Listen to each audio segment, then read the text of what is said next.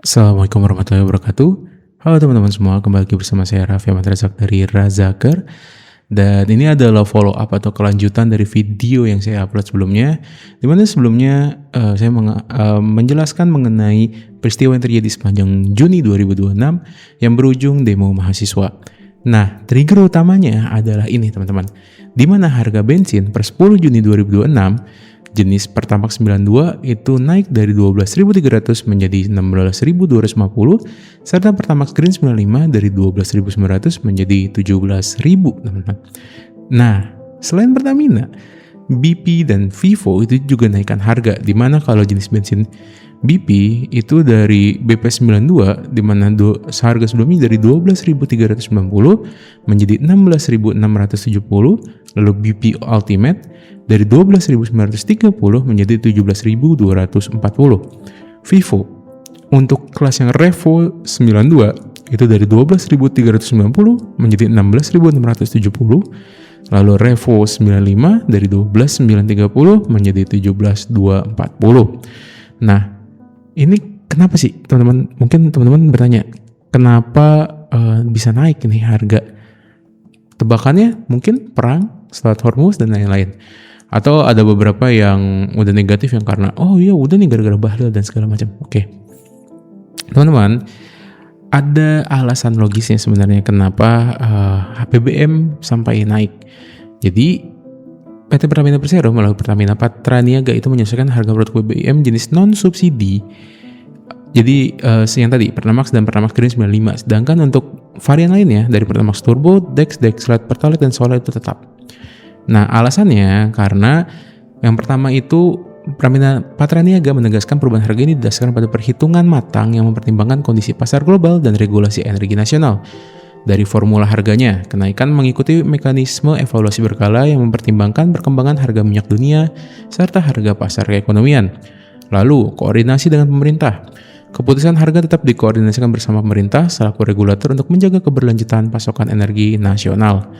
Lalu, tujuan kebijakan. Penyesuaian ini disebut sebagai upaya menjaga keseimbangan antara keberlangsungan bisnis, kualitas layanan, dan kepastian distribusi BBM kepada masyarakat.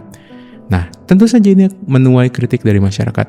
Kenaikan yang berlaku mulai dini hari itu membuat banyak warga kaget. Dari Andri Latif, warga Tangerang Selatan yang setiap hari menggunakan Pertamax untuk berangkat kerja itu mengaku terkejut. Nih sampai dia nyebut ini, di quote sih ini di berita ya teman-teman. Mau apa lagi selain mesti berhemat? Jujur gue kecewa banget dengan kenaikan harga Pertamax yang sampai hampir 4.000 per liter, gue cuma bisa pasrah. Nah itu dia. Ini sampai di quote sih teman-teman ya, sorry itu saya ini emang keluhan masyarakat asli ya. Dan menurut Direktur Kebijakan Publik Center of Economic and Law Studies Celios Media, Wahyudi Askar, mengingatkan bahwa pengguna Pertamax 92 jauh lebih luas dari yang dibayangkan. Jadi, menurut beliau, pengguna Pertamax 92 bukan cuma orang kaya, ada pekerja, pegawai, guru, ojek online, dan jutaan kelas menengah yang selama ini memilih BBM yang lebih baik untuk kendaraannya. Nah, ini juga jadi arahnya ke fiskal, teman-teman. Jadi, Direktur Eksekutif Celios Bima Yudhistira melihat ada persoalan yang lebih besar. Menurutnya, lonjakan Rp3.950 per liter ini merupakan sinyal bahwa ruang fiskal pemerintah semakin sempit, terjepit oleh tekanan utang, potensi shortfall penerimaan negara, dan rupiah yang sudah melemah sekitar 8% semenjak tahun lalu. Dan begitu rupiah semakin melemah ke 18.000 per dolar Amerika Serikat, di mana terjadi ya, harga importasi BBM makin mahal dan semakin menekan komponen belanja, kompensasi, dan subsidi energi. Dan ada 3 hal yang menekan keuangan negara secara bersamaan di tahun ini. Yang pertama itu ada harga minyak melampaui target. Jadi menurut APBN 2026, diasumsikan harga minyak di $70 per barel dan realisasinya itu sudah mencapai lebih dari $86 per barel atau jauh di atas target. Lalu kondisi kedua adalah rupiah melemah, di mana minus 8% kurang lebih. Indonesia makin tergantung pada impor minyak, semakin lemah rupiah, makin mahal biaya beli BBM dari luar negeri dan selisihnya ditanggung APBN. Rupiah sempat menyentuh Rp18.000 per dolar AS. Konsumsi BBM juga bersubsidi terus naik. Kayak BBM bersubsidi itu naik sekitar 9,2%, LPG 3 kilo naik sekitar 3,8%, pelanggan listrik bersubsidi itu naik sekitar 4,2% dibanding tahun lalu. Dan makin banyak yang dikonsumsi, makin besar juga yang disubsidi negara. Dan imbasnya apa? Tagihan subsidi negara melonjak.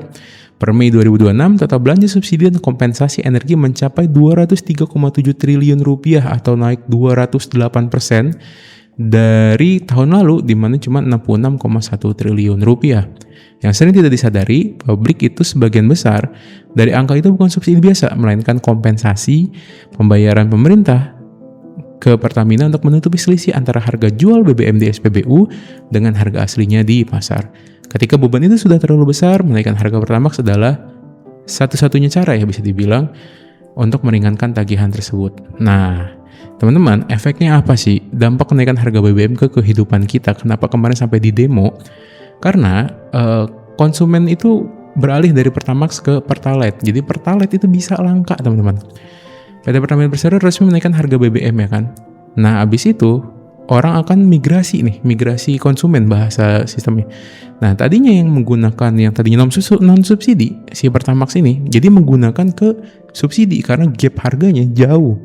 Dan seketika orang-orang yang tadinya pengguna non subsidi menjadi pengguna subsidi, muncul risiko kelangkaan di berbagai daerah. Nah, ini juga berefek kepada barang-barang yang berpotensi kenaikan harga BBM. Kenapa? Karena transportasi kita hampir semuanya menggunakan BBM untuk distribusi ataupun logistiknya, teman-teman. Jadi harga bahan pokok seperti beras, minyak goreng, telur itu mungkin banget untuk naik gitu. Karena biaya ongkos angkut dan biaya produksinya menjadi lebih mahal. Lalu untuk kebutuhan sehari-hari seperti mungkin sabun, sampo, harga-harga yang ada di minimarket lah itu juga kemungkinan akan naik karena tadi proses distribusinya menggunakan BBM dan BBM-nya naik. Lalu logistik dan ongkir. Nah, kayak kita kalau mesen-mesen paket online ataupun intinya apapun layanan online ya, itu kemungkinan akan naik karena tadi bensinnya juga naik. Transportasi dan travel, tiket bus, tiket pesawat bahkan udah naik ya teman-teman, karena aftur tuh naiknya duluan kemarin, emang berdampak langsung sebelum kenaikan BBM ini. Lalu material bangunan juga kemungkinan akan naik karena tadi diangkut juga menggunakan truk ya, semen, besi, dan lain-lainnya lah. Nah, petani dan nelayan juga akan sangat terdampak. Kenapa teman-teman? Karena melaut itu menggunakan kapal yang tenaga utamanya adalah si BBM ini. Karena dia benar-benar satu-satunya emang itu aja udah andalan yang nggak bisa disubstitusi pakai listrik juga teman-teman. Emang pure harus pakai BBM dan juga ya gimana ya, nggak ada substitusinya udah. Kecuali ya masa didayung nggak mungkin kan, atau pakai angin nggak mungkin juga di modern sekarang gini. Nih bahkan biaya BBM itu menurut nelayan ya, menurut Kesatuan Nelayan Tradisional Indonesia itu sampai 70% komponen dari cost-nya ketika melaut atau biayanya ketika melaut. Petani juga kena teman-teman, karena apa?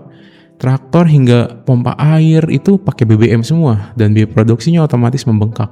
Yang parah sih tadi nelayan, karena nggak ada opsi. Kalau petani ya opsinya semua kembali ke tradisional, cuman ya jadi berat lah otomatis.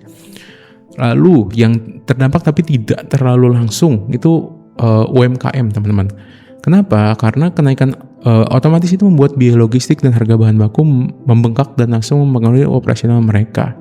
Dan pilihannya cuma dua, naikin harga si produk mereka atau nurunin kualitas kualitas bahan baku atau bahan jadinya atau produk jadinya ya. Dimana ya ini mau nggak mau akan merusak kualitas ya teman-teman. Dan kita sebagai kelas menengah nih itu paling rentan sebenarnya terhadap efek rambatannya. Kenapa? Karena porsi dominansi kita sehari-hari itu di transportasi dan konsumsi makanan. Itu sangat bergantung pada stabilitas harga BBM.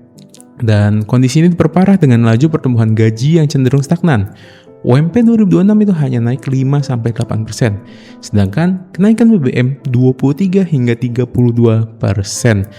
Dan tanpa adanya bansos dari pemerintah, kelas menengah ini nggak punya pilihan lain selain berhemat dan memangkas konsumsi. Udah gitu aja teman-teman.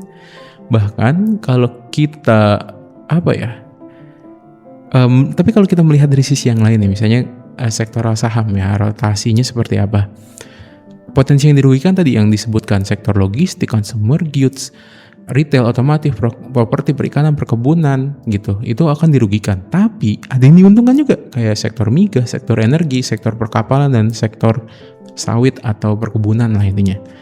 Dan pada akhirnya nih, kenaikan BBM ini akan memiliki efek berantai panjang, di mana daya beli akan semakin melemah. Dan ya begitulah teman-teman, inilah kenapa kemarin mahasiswa pada turun ke jalan untuk memprotes ini. Dan kenapa setiap kali BBM naik selalu ada demo, teman-teman.